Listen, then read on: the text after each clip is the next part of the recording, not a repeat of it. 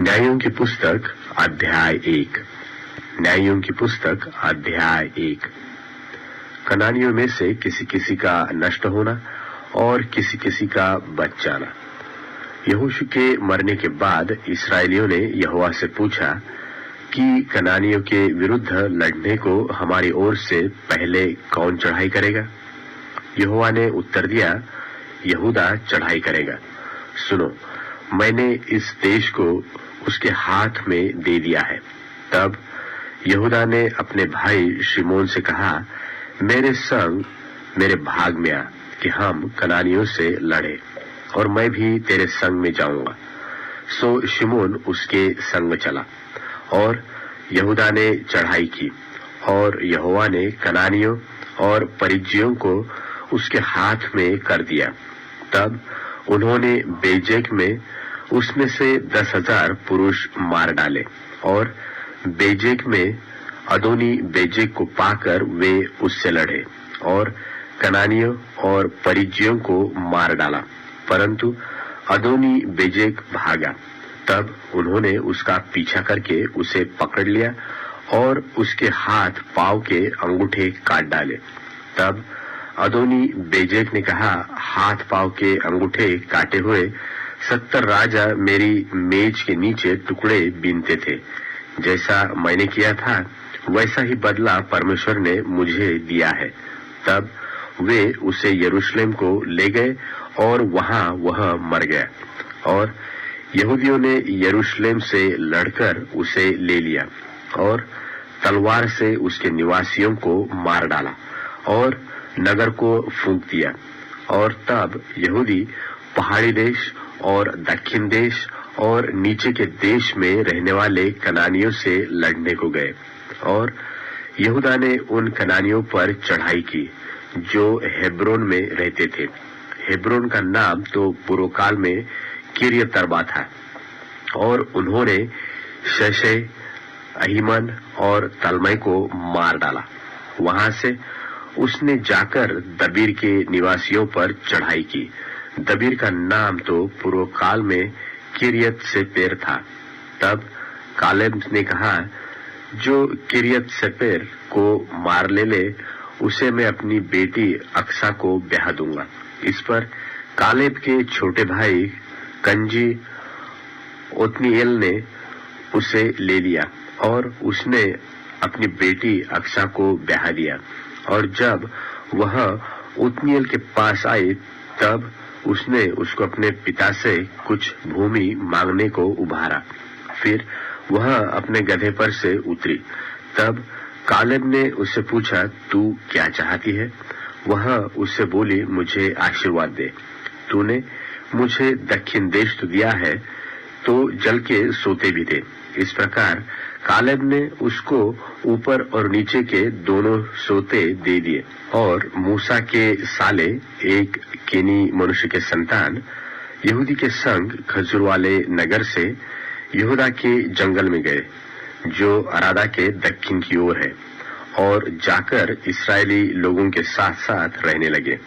फिर यहूदा ने अपने भाई शिमोन के संग जाकर सपत में रहने वाले कनानियों को मार डाला और उस नगर को सत्यानाश कर डाला। इसलिए उस नगर का नाम होर्मा पड़ा। और यहूदा ने चारों ओर की भूमि समेत अज्जा, अश्कलोन और एक्रोन ले लिया। और यहोवा यहूदा के साथ रहा, इसलिए उसने पहाड़ी देश के निवासियों को निकाल दिया, परंतु तराई के निवासियों के पास लोहे के रथ थे, इसलिए वह उन्हें न निकाल सका। और उन्होंने मूसा के कहने के अनुसार हेब्रोन कालेब को दे दिया, और उसने वहां के अनाक के तीनों पुत्रों को निकाल दिया। और यरूशलेम में रहने वाले यबूसियों को बिन्यामीनियों में ने न निकाला, इसलिए यबूसी आज के दिन तक यरूशलेम में बिन्यामीनियों के संग रहते हैं। फिर यूसुफ के घराने ने बेतेल पर चढ़ाई की, और यहोवा उनके संग था। और यूसुफ के घराने ने बेतेल का भेद लेने को लोग भेजे, और उस नगर का नाम पूर्व काल में लूज था, और पहरुओं ने एक मनुष्य को उस नगर से निकलते हुए देखा और उससे कहा, नगर में जाने का मार्ग हमें दिखा और हम तुझ पर दया करेंगे। जब उसने उन्हें नगर में जाने का मार्ग दिखाया, तब उन्होंने नगर को तो तलवार से मारा, परंतु उस मनुष्य को सारे घराने समेत छोड़ दिया। उस मनुष्य ने हित्तियों के देश में जाकर एक नगर बसाया और उसका नाम लूज रखा, और आज के दिन तक उसका नाम वही है।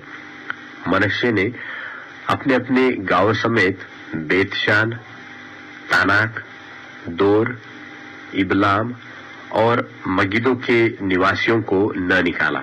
इस प्रकार कनानी उस देश में बसे ही रहे, परंतु जब इस्राएली सामर्थी हुए तब उन्होंने कनानियों से बेगारी ली, परंतु उन्हें पूरी रीति से न निकाला। और एप्रैम ने गेजेर में रहने वाले कनानियों को न निकाला, इसलिए कनानी गेजेर में उनके बीच में बसे रहे। जबूलून ने कित्रोन और नहलोल के निवासियों को न निकाला, इसलिए कनानी उनके बीच में बसे रहे और उनके वश में हो गए। आशेर ने अक्को, सिदोन, अहलाब, अकजीब, हेल्बा, अपीक और रहोब के निवासियों को न निकाला, इसलिए आशेरी लोग देश के निवासी कनानियों के बीच में बस गए, क्योंकि उन्होंने उनको न निकाला था। नप्ताली ने बेतशेमेह और बेतनाथ के निवासियों को न निकाला, परंतु देश के निवासी कनानियों के बीच में बस गए। तो भी बेतशेमेह और बेतनाथ के लोग उनके वश में हो गए, और एमोरियों ने दानियों को पहाड़ी देश में भगा दिया और तराई में आने न दिया, इसलिए एमोरी हेरेस नाम पहाड़, अय्यलोन और शालबीम में बसे ही रहे। तो भी यूसुफ का घराना यहाँ तक प्रबल हो गया कि वे उनके वश में हो गए, और एमोरियों के देश का सिवाना अक्रबीम नाम पर्वत की चढ़ाई से आरंभ करके ऊपर की ओर था। न्यायों की पुस्तक अध्याय 2। न्यायों की पुस्तक अध्याय 2। इस्राएलियों का बिगड़ना और उसका दंड भोगना और फिर पश्चाताप करके छुटकारा पाना। और यहोवा का दूत गिलगाल से बोकीम को जाकर कहने लगा कि मैंने तुमको मिस्र से ले आकर इस देश में पहुंचाया है, जिसके विषय में मैंने तुम्हारे पुरखाओं से शपथ खाई थी, और मैंने कहा था कि जो वाचा मैंने तुमसे बांधी है उसे मैं कभी न तोड़ूंगा।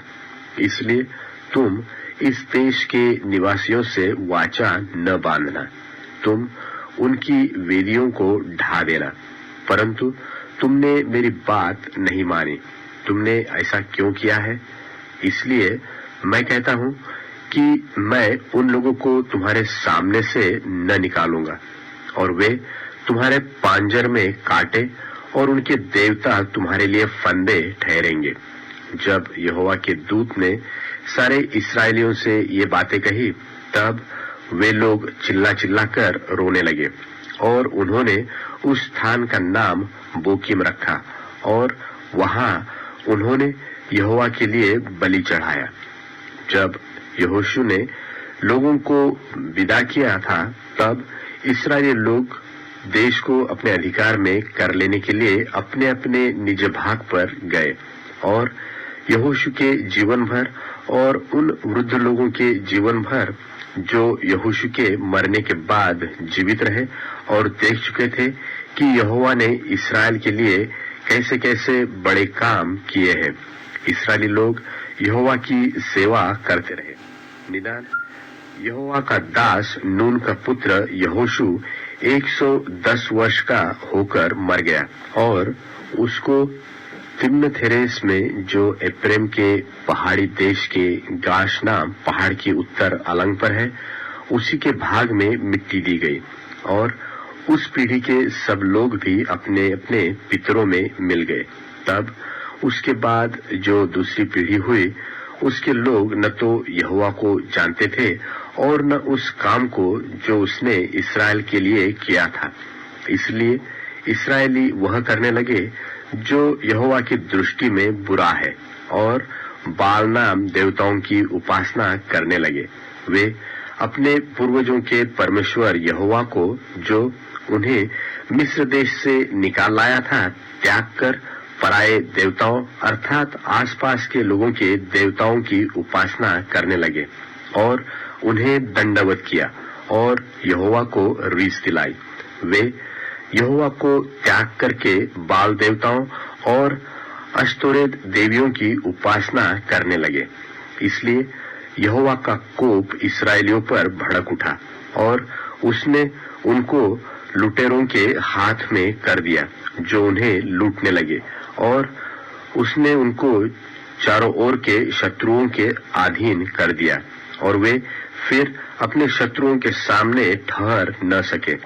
जहां कहीं वे बाहर जाते, वहां यहोवा का हाथ उनकी बुराई में लगा रहता था, जैसे यहोवा ने उनसे कहा था, वरन यहोवा ने शपथ भी खाई थी। इस प्रकार वे बड़े संकट में पड़ गए। तो भी यहोवा उनके लिए न्याय ठहराता था, जो उन्हें लूटने वाले के हाथ से छुड़ाते थे, परंतु वे अपने न्यायियों की भी नहीं मानते थे, परन व्यभिचारिन की नाई पराये देवताओं के पीछे चलते और उन्हें दंडवत करते थे। उनके पूर्वज जो यहोवा की आज्ञाएं मानते थे, उनकी उस लीक को उन्होंने शीघ्र ही छोड़ दिया और उनके अनुसार न किया।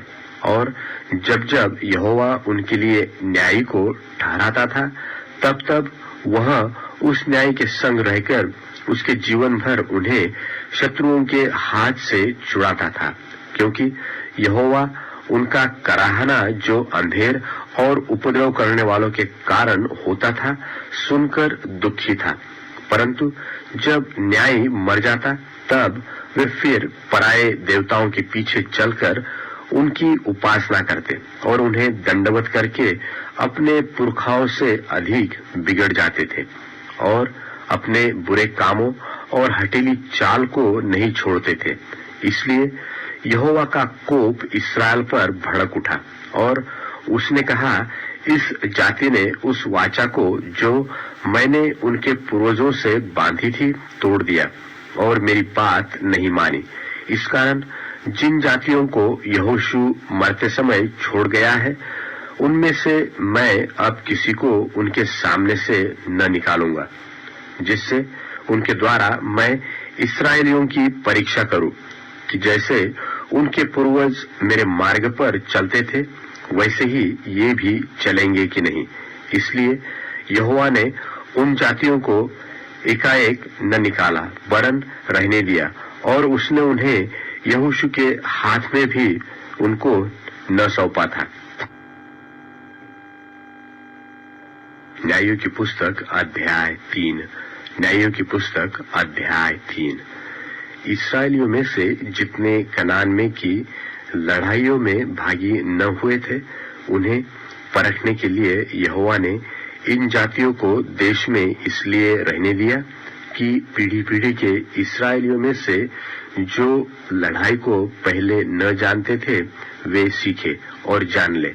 अर्थात पांचों सरदारों समेत पलिश्तियों और सब कनानियों और सिदोनियों और बाल हेर्मोन नाम पहाड़ से लेकर हमात की तराई तक लबानोन पर्वत में रहने वाले हिव्वियों को। ये इसलिए रहने पाए कि इनके द्वारा इस्राएलियों की इस बात में परीक्षा हो कि जो आज्ञाएं यहोवा ने मूसा के द्वारा उनके पूर्वजों को दिलाई थी, उन्हें वे मानेंगे व नहीं।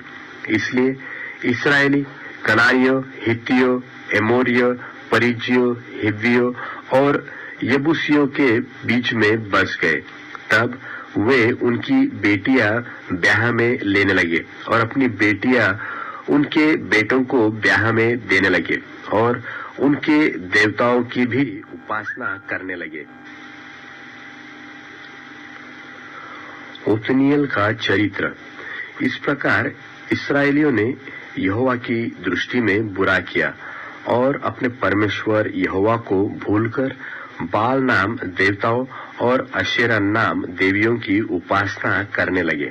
तब यहोवा का क्रोध इस्राएलियों पर भड़का और उसने उनको अरम नहरैम के राजा कुश त्रिशतैम के अधीन कर दिया। सो इस्राएली 8 वर्ष तक कुश त्रिशतैम के अधीन में रहे। तब इस्राएलियों ने यहोवा की दुहाई दी और उसने इस्राएलियों के लिए कालेब के छोटे भाई ओत्नीएल नाम एक कंजी छुड़ाने वाले को ठहराया और उसने उनको छुड़ाया। उसमें यहोवा का आत्मा समाया और वह इस्राएलियों का न्यायी बन गया और लड़ने को निकला। और यहोवा ने अराम के राजा कुश त्रिशतैम को उसके हाथ में कर दिया और वह कुश त्रिशतैम पर जयवंत हुआ। तब 40 वर्ष तक देश में शांति बनी रही और उन्हीं दिनों में कंजी ओत्नीएल मर गया। यहूदा का चरित्र। तब इस्राएलियों ने फिर यहोवा की दृष्टि में बुरा किया और यहोवा ने मोवाब के राजा एग्लोन को इस्राएल पर प्रबल किया, क्योंकि उन्होंने यहोवा की दृष्टि में बुरा किया था।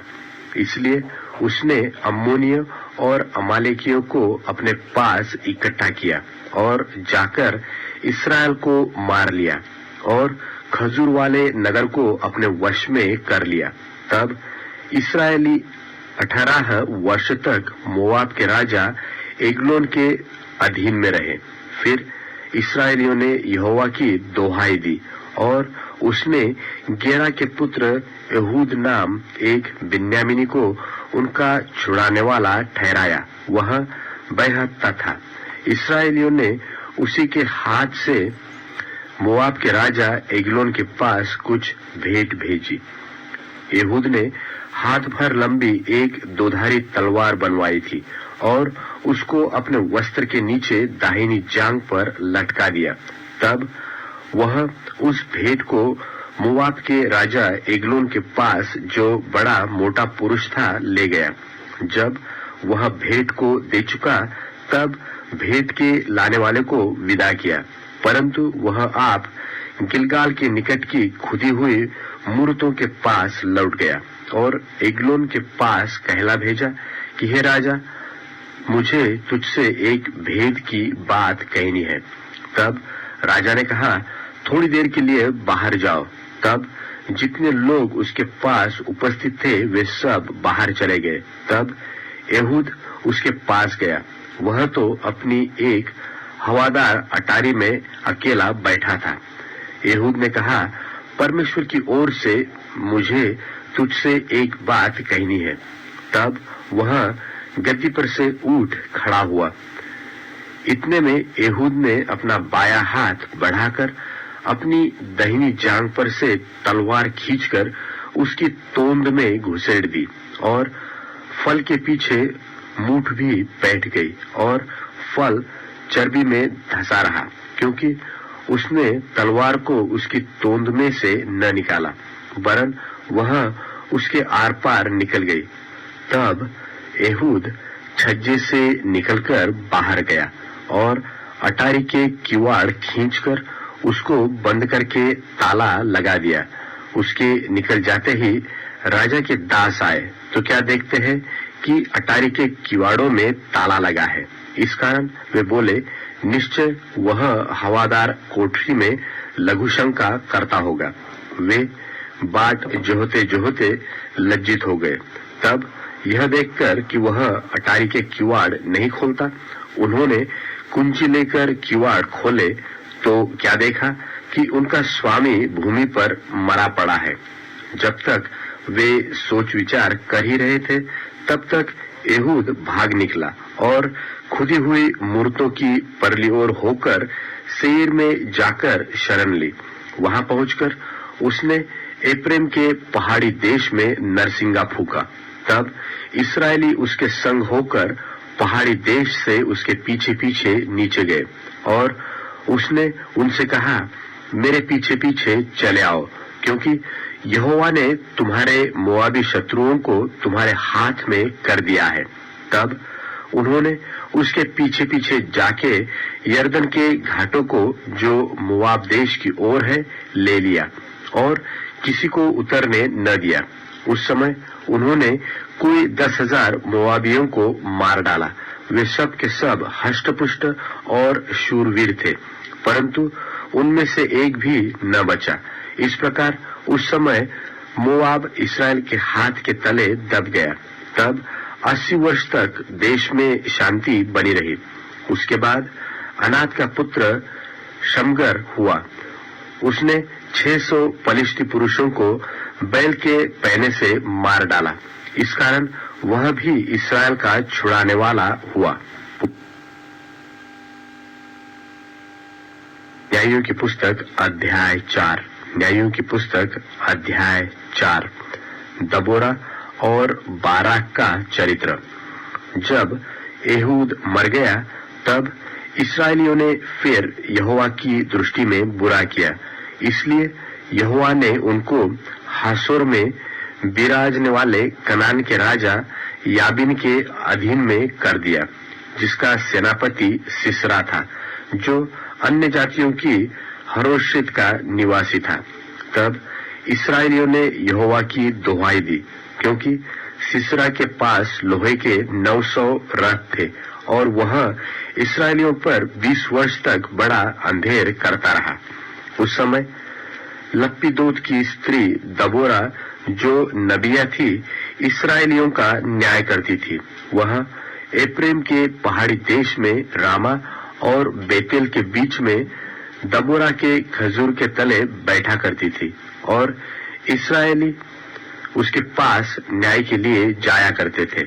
उसने अबी नोअम के पुत्र बाराक को केदेश नप्ताली में से बुलवाकर कहा, क्या इस्राएल के परमेश्वर यहोवा ने यह आज्ञा नहीं दी कि तू जाकर ताबोर पहाड़ पर चढ़ और नप्तालियों और जुबलूनियों में के 10,000 पुरुषों को संग ले जा।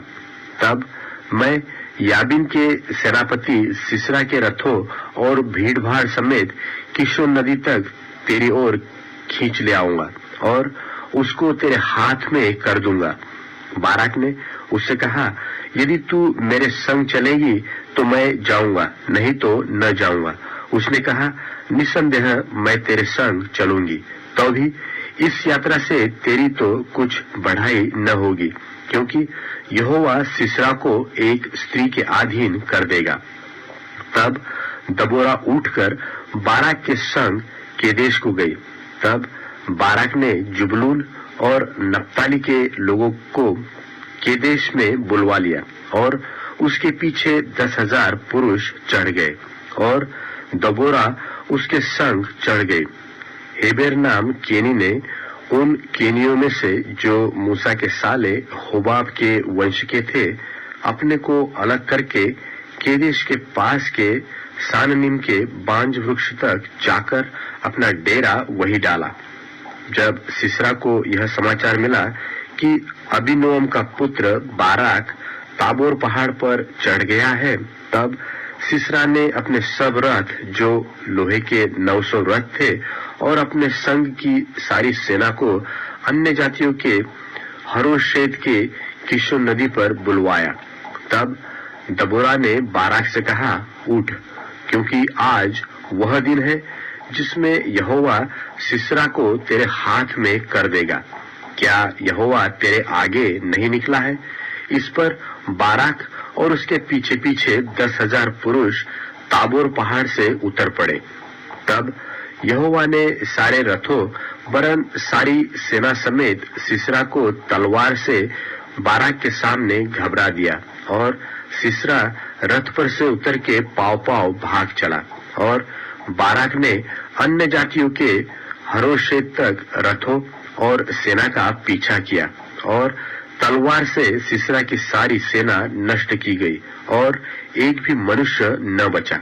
परंतु सिसरा पाव पाव हेबेर केनी की स्त्री याएल के डेरे को भाग गया, क्योंकि हासोर के राजा याबिन और हेबेर केनी में मेल था।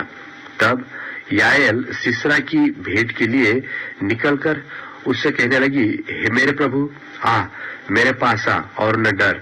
तब वह उसके पास डेरे में गया और उसने उसके ऊपर कंबल डाल दिया। तब सिसरा ने उससे कहा, मुझे प्यास लगी है, मुझे थोड़ा पानी पिला। तब उसने दूध की कुप्पी खोलकर उसे दूध पिलाया और उसको उड़ा दिया। तब उसने उससे कहा, डेरे के द्वार पर खड़ी रह, और यदि कोई आकर तुझसे पूछे कि यहाँ कोई पुरुष है, तब कहना, कोई भी नहीं। इसके बाद हेबेर की स्त्री याएल ने डेरे की एक खुंटी ली और अपने हाथ में एक हथौड़ा भी लिया और दबे पांव उसके पास जाकर खुंटी को उसकी कनपटी में ऐसा ठोक दिया कि खुंटी पार होकर भूमि में धंस गई। वह तो थका था ही, इसलिए गहरी नींद में सो रहा था, सो वह मर गया। जब बाराक सिसरा का पीछा करता हुआ आया, तब याएल उससे भेंट करने के लिए निकली और कहा, इधर आ, जिसका तू खोजी है उसको मैं तुझे दिखाऊंगी। तब उसने उसके साथ जाकर क्या देखा कि सिसरा मरा पड़ा है और वह खुंटी उसकी कनपटी में गड़ी है। इस प्रकार परमेश्वर ने उस दिन कनान के राजा याबिन को इस्राएलियों के सामने नीचा दिखाया और इस्राएली कनान के राजा याबिन पर प्रबल होते गए, यहाँ तक कि उन्होंने कनान के राजा याबिन को नष्ट कर डाला।